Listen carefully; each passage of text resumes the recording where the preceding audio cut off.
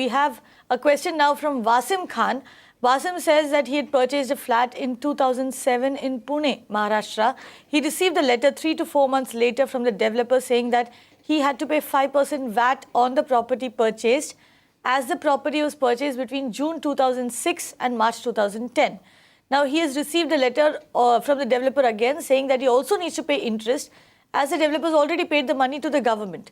Now, Wasim needs to know whether A, he should be paying the VAT, whether it is a buyer who should do that or the builder.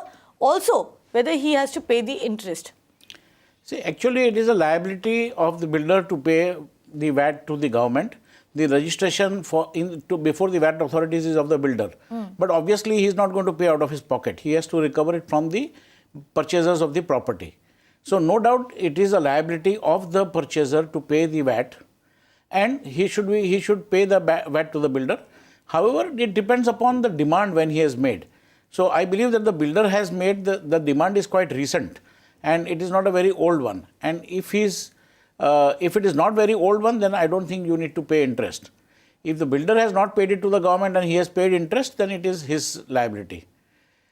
Of course, what you need to do if the builder still insists that you pay interest is a completely different question altogether. Yeah. Wasim, what we would advise is go and speak to the developer. Ideally, go there with a tax lawyer and say that, I'm ready to pay the VAT, but I will not pay the interest.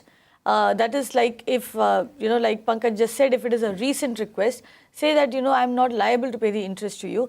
However, if he insists and if you choose not to pay the interest, then obviously you will have to take a call as to what you want to do. And if that is the case, then you can, of course, come back to us and we'll see how we can. But just for the sake of interest, you don't want to jeopardize the entire property.